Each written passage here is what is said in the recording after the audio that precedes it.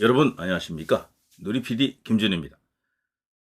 이재명이 저쪽에서 대선 주자로서 독주하고 있는데요. 위정교사 그게 1심이 무죄가 되면서 그야말로 이제 어, 날개를 달았습니다. 예, 지금 이재명을 저격하려는 그 야심가들이 여러 명이 있죠. 그렇지만 제가 볼 때 게임이 안 돼요. 그 이재명을 꼬꾸라뜨리기 전에는 그 사람들이 뜰 수도 없고 구조 자체가 그렇게 되어 있습니다.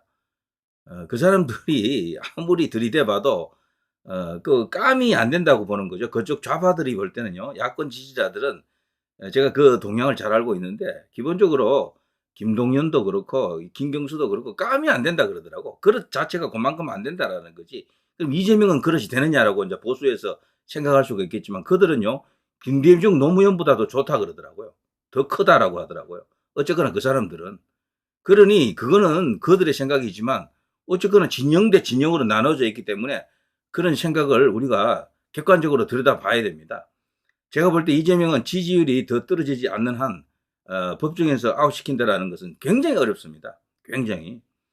가령 지금 남은 어떤 선고가 또 다른 게 터져가지고요. 거기서도 피선거권이 박탈되지 않는 쪽으로 만일에 결론이 나기 시작하면은 탄력을 받아가지고 공직선거법 1심 이게 이제 유죄 선고가 났지만 이것도 위험해요. 제가 볼 때. 2심 가면은 또 어떻게 뒤집어질지 알 수가 없습니다. 그래서 재판부에서 어떻게 해주겠지라는 생각은 완전히 그거는 안이한 생각이다. 그보다 더 중요한 것은 정치는 정치로 풀어야 된다라는 거죠. 이런 논평을 하게 되면 싫어하시는 걸 잘 알아요, 제가. 아마 구독자도 많이 떨어져 나갈 겁니다. 듣기 싫으니까. 근데 우파 유튜브 약점이 뭔가 하면 듣고 싶은 이야기만 해줘야 돼, 여기서. 그러니까 진짜 말을 못 해주는 거야, 사람들이. 일방적인 응원, 저쪽 일방적인 비난, 요것만 해야 돼요. 딱 두 개. 그 가운데가 없더라고요, 가운데가. 제가 가끔씩은 스탠스를 그렇게 잡는다 그랬죠. 일반적인 유튜버하고는 다르다. 완전히 그냥, 뭐, 흑 아니면 백, 이런 식의 논평을 안 하려고 노력을 한다. 다만, 그렇더라도 유튜버 채널이기 때문에, 기존의 제도권 언론처럼 할 수는 없다. 조중동이라고 하는 보수 언론이 있고, 우파 유튜버가 있다 그러면 나는 그 중간쯤에 위치하려고 노력한다. 그래서 기본적으로 운동가가 아니고 저널리스트다. 이런 식으로 제가 여러 번 이야기했거든요. 이제 그런 기조 위에서 저를 받아들여 주시면 됩니다. 이게 저하고 맞지 않는 어떤 그런 생각을 가지신 분들, 제 논변 방향이 틀렸다라든가 제 스타일이 맞지 않으신 분들은요. 굳이 유튜브 채널이 얼마나 많습니까? 수백 개 아닙니까? 이 우파 유튜브만 해도 뭐 좋은 데를 찾아가시기 바랍니다. 자, 그래도요. 가끔씩은 이렇게 할 이야기는 하면서 해줘야 돼요. 갑자기 이렇게 되면 나중에 정말 뭐 감당하지 못할 그런 공황 상태가 온다고요. 자, 예, 어쨌거나 이재명을 사법 처리로 끝낼 수 있으면 뭐 그걸로 뭐 좋겠지만 제가 볼 때 기소를 너무 많이 했어요. 이재명은 이제 월화수목금 계속 재판정을 이제 들락거려야 된다고요. 이번에 이제 그 법인카드 또 기소됐잖아요. 그럼 평소에 이제 4번 받았는데 그러니까 뭐 월화수목금 중에 하루 빠지고 계속 나갔거든요. 근데 이제는 월화수목금 계속 출근해야 돼 법정으로. 근데 그런 것들이 뭐 어떻게 보면요 당군 일의 최대의 그 그냥 범죄 혐의자, 불안당, 악당 이렇게 이제 보일 수도 있지만 다른 한편에서는요 그게 어마어마한 시달림, 괴롭힘으로 이해가 된다고요. 자칫하면은. 그래서 고난의 서사라는 말이 있잖아요. 이재명이가 지금 엄청난 고난을 겪고 있는 것처럼 그렇게 지금 비칠 수가 있어요. 그러니까 검찰이 전면에 지금 등장해 있는 상황이지. 그러니까 검사 정국, 검찰 정권 이런 말이 우리는 믿고 싶지 않지만 그게 받아들여지는 거예요. 일부분에서는. 그 중립층이 지금 어떻게 판단하느냐를 잘 봐야 되는데 이재명 하나 잡기 위해서 지금 기소를 도대체 몇 개를 했습니까? 크게 봐서 7개, 이제 8개 되고 이런 식인데 세부적으로 들어가면 12개가 될 겁니다. 11개에서 12개. 야, 이 너무 많은 거죠. 한 사람에 대해서. 옛날에 이제 조선시대 때 대역죄인들에게 삼족을 멸한다, 구족을 멸한다 이런 말이 있었지만 그 비슷한 상황이 지금 오는 거죠. 그럴 때는요, 그 죄 지은 사람이 나쁜 짓은 했지만 동정이 가는 거예요, 동정이. 너무 과하게 해서 그래요. 너무 과하게. 이재명 재판이 이렇게 많은 것은 당군 이래, 대한민국 건국 이래 처음입니다. 이렇게 많은 혐의를 갖고 박근혜 대통령 탄핵 재판할 때하고 똑같아요, 지금. 그때도 당시에 거론됐던 그 혐의가 도대체 몇 개입니까? 그거하고 비슷합니다. 박근혜 대통령은 억울하기도 하죠.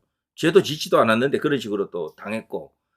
아무튼 지금 이게 이재명을 사법 처리하는 이것은요, 사법 리스크까지는 몰고 갔지만 이거 순순히 잘 풀릴 가능성이 저는 높지 않다라고 봅니다, 개인적으로.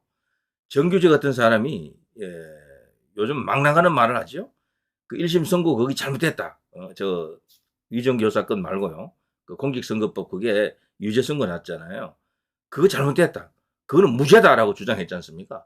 근데 요즘 와서는 거기서 더 나가서요. 다른 모든 사건들 있잖아요. 대장동부터 해서 모든 것 다 전부 다 무죄다라고 하더라고. 자기가 꼼꼼히 뜯어봤대. 응? 자기는 법조인은 아니지만 아무리 봐도 이거는 상식적으로 무죄다라고 주장합니다, 지금. 그래서 그런 사람들이 저렇게까지 말하는 이유가 뭐냐도 한번 좀 생각을 해봐야 된다는 거죠. 그래서 지금 현재 국민의힘 혹은 여권은요, 검찰 위에 올라가 있어요, 지금. 검찰을 붙들고 지금 가는 거야, 지금. 이거는 근데 최악입니다, 제가 볼 때. 검찰 내세워서 정치한다라는 것은 있을 수가 없습니다. 그래서 이걸 너무 크게 비중 있게 다루면 안 돼, 이제 앞으로. 이재명 재판 이런 거는. 우파 유튜버 먹여 살린 최대 보물창고가 이재명이었잖아요. 이재명 까는 거로 다 먹고 살지 않았습니까, 전부? 그전에는 문재인 까는 거, 이재명 까는 거. 근데 이게 이제 소용이 없을 겁니다. 까봐야. 지지율도 전혀 흔들리지 않고 법정에도 아무런 거 영향을 주지 못합니다, 이런 걸로는. 그보다는요, 이 소위 이제 이 여권 전체, 보수 전체의 힘을 길러야 됩니다. 자강이 가장 중요합니다. 여기서 말하는 자강은요, 윤 대통령 지지율도 올라가야 되지만 차기 주자를 발굴해야 됩니다. 여기서 차기 주자로서 포지티브 대결, 긍정의 대결로 이재명을 이길 수 있는 사람을 찾지 못하면 그냥 끝이에요, 제가 볼 때. 재판부가 그걸 다 본다니까요. 트럼프도 뭐 굉장한 혐의가 있었잖아. 결국 그런데 대법원에서 트럼프 손을 딱 들어주지 않습니까? 그게 왜 그런가 하면 지지율이 있고 국민의 절반이 지지하는 사람을 함부로 이렇게 단죄를 못한다니까, 법원에서도요. 그건 세계 어느 나라 가도 다 그래요. 이재명 지지율 보십시오. 판사가 재판할 때 그거 안 보겠어요, 정말. 그래서요, 이재명 잡는 것은 일단 법원은 일단 내버려 두고 뭐 어떻게 하든 거기는 신경 쓰지 않는 게 좋을지도 몰라요, 어떻게 보면은. 그냥 정당하게 정상적으로 마라톤 레이스를 하고 있는데요. 달리기에서 이겨야 됩니다. 이재명에게 이기는 선수를 골라내야 돼요. 처음에는 그게 한동훈인가 했는데 요즘 보면 한동훈은 뭐 이재명이 반도 안 돼. 그냥 3분의 1 되겠어, 이러다가는. 이재명의 3분의 1이 한동훈. 이거는 뭐 그냥 선수 교체하라는 얘기예요. 한동훈은 안 된다는 이야기입니다. 흔들어서 안 되는 게 아니에요. 한동훈의 역량, 그릇이 딱 그만큼이야. 역대 보수 대권 주자들 중에 저렇게 일찍 폭삭해가지고 반토막 난 사람은 없었어요. 황교안도 떨어지기 전까지는 지지율이 20 몇 프로 뭐 계속 유지하면서 상당히 괜찮았거든. 근데 총선 망하고 나서 그냥 끝나버렸고요. 그 앞에 보수 대권 주자들도 야당한테 지더라도 크게 안 져요. 비슷해, 대부분. 근데 한동훈은 저도 너무 많이 져, 지금. 보수에 이제 사실 제1 대선 주자 대접받고 있잖아요. 조선중앙통화, TV조선 채널A, JTBC 같은 데서 압도적으로 밀어주는데도 불구하고 지지율이 14%에서 17%, 18% 사이 왔다 갔다 한다. 야, 이거는 역대급으로 낮은 지지율입니다. 그래도 한동훈이 또 올라올 이유도 없어. 그 근거도 지금 보이지도 않습니다. 자, 이렇게 되면요, 새로운 사람을 들이대야 됩니다. 그게 이제 오세훈으로 가자라는 게 대세인데, 오세훈도 괜찮죠. 사실 표를 얻을 수 있는 여러 가지 조건을 갖고 있죠. 그런데 지금 명태균 그 사건이 터진 거야. 심상치가 않습니다, 이거. 오세훈 같은 경우는. 그게 처음에 3,300만 원 하나만 터졌을 때는 모르는데 1억이 또 터졌잖아요. 오세훈 같은 사람은 그게 이재명하고 달라가지고요, 금방 유턴을 맞으면 그게 휘청합니다. 이재명 같은 사람은 때려도 잘 휘청거리지를 않아요. 왜? 원래 그런 잡놈이야, 거기는. 잡놈이 만들어낸 지지율 있잖아요. 이거는 네거티브로 잘 안 흔들립니다.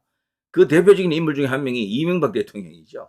MB가 대통령 되는 그 과정을 보십시오. 저들이 도곡동이 어떻다, 다스가 어떻다고 얼마나 때렸습니까? 그렇지만 지지율에 미동도 안 했어, 미동도.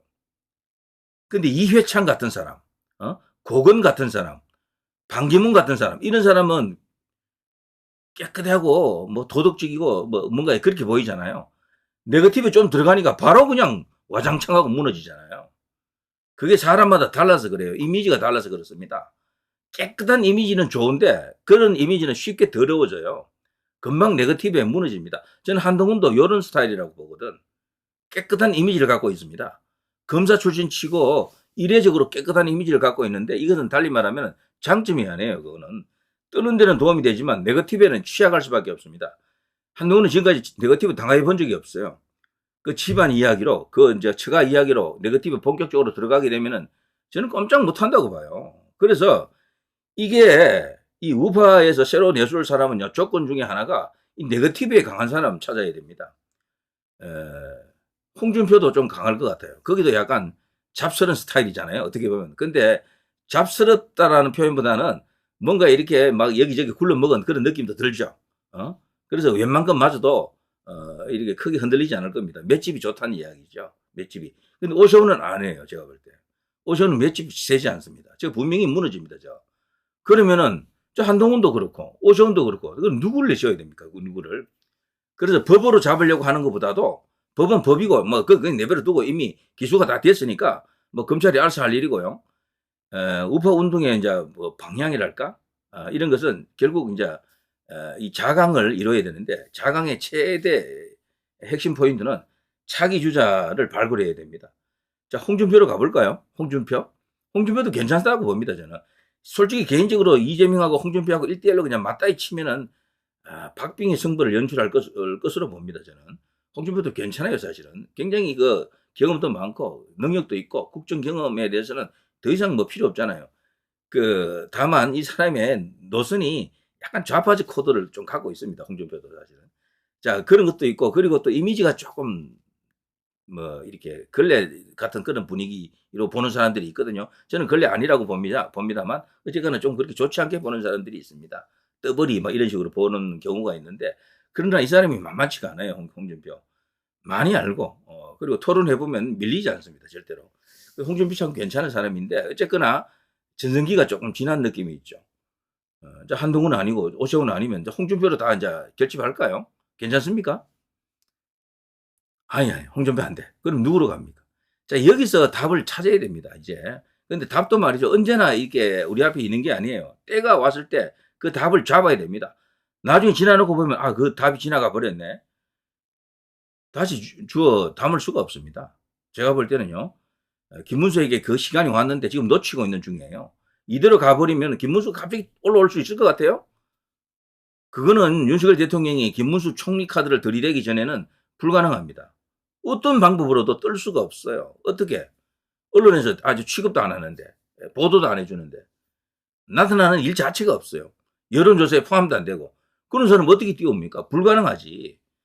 그래서 한 1년쯤 있다가 김문수 총리 카드를 들이대면은, 그래도 되지 않겠습니까? 딱 그거 하나예요, 그러면은.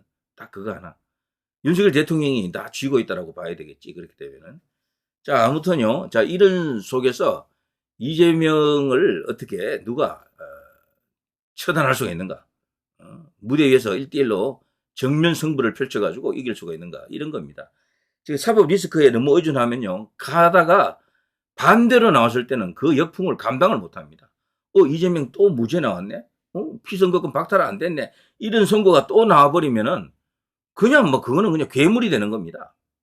누구도 그 범접하지 못해요. 검찰에다가 모든 걸 맡기면 안 된다라는 거지. 검찰 법원 이쪽에다가 이거는 뭐 그냥 그들의 놀이터라고 생각하시고요. 여기서는 지금 다른 어떤 카드, 다른 선택을 결국 자강을 이룰 수 있는 그런 선택을 해야 됩니다. 원래 제가 이야기하려고 뭐 준비했던 자료들이 있는데 이건 다른 시간에 볼까요? 뭐 이런 게 있더라고요. 자, 여기 오마이뉴스 기사이긴 하지만요. 검사들의 무분별한 기소 당하는 사람이 결국 대통령이 된다. 트럼프가 대통령이 됐잖아요. 여기도 기소 많이 당했거든요.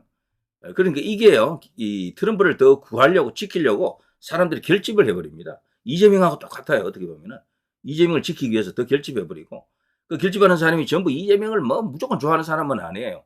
국민의힘이 싫고 윤석열이 싫고 뭐 이런 사람들이 그쪽으로 가버린 거지. 그러니까 이제 이런 반발도 있다라는 겁니다. 이거 간단치 않고요.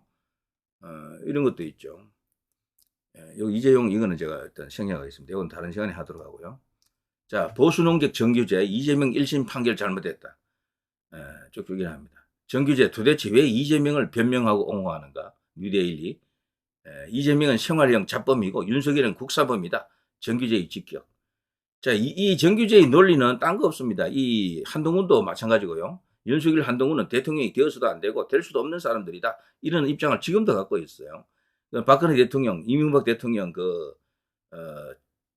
감옥에 보내는 과정에서 그 두 사람은 도저히 용서할 수 없다. 이런 입장을 갖고 있죠, 이 사람은. 그래서 그거 자체도 어쨌거나 보수 안에서 작은 울림은 있는 이야기가 맞긴 하죠.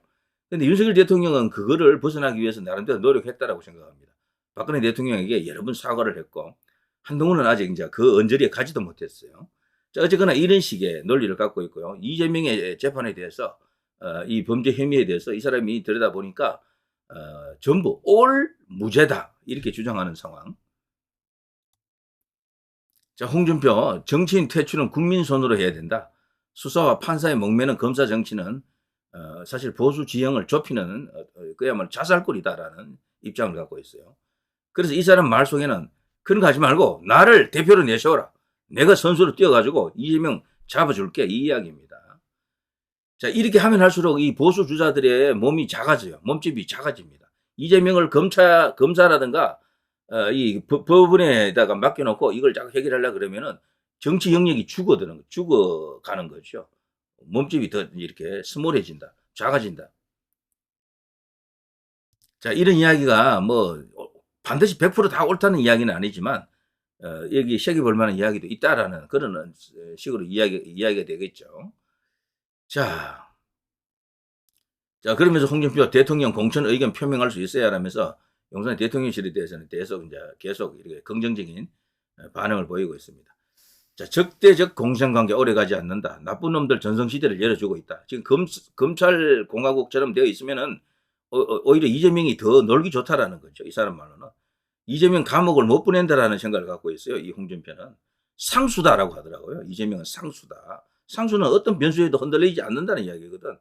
무슨 수를 썼더라도 저 사람은 뭐 재판을 연기했으든 아니면 무죄를 받아냈으든 뭐 어떻게 했으든 이 사람은 대선 나간다라고 보더라고요. 이 홍준표는. 이재명이. 그러니까 이재명을 잡는데 그 모든 에너지를 다 소모하지 말고 이 여권 안에서 진짜 강한 후보를 찾자. 이런 어떤 맥락에서 생각하시면 될 것 같아요. 자, 어떻습니까, 여러분? 보시기에 따라서는 맞지 않는 이야기도 할 수도 있고요. 뭐 이런 생각, 저런 생각 하실 수가 있을 겁니다. 그러나 굉장히 중요한 시사 포인트다. 뭔가 생각을 해봐야 된다. 이런 생각이 듭니다.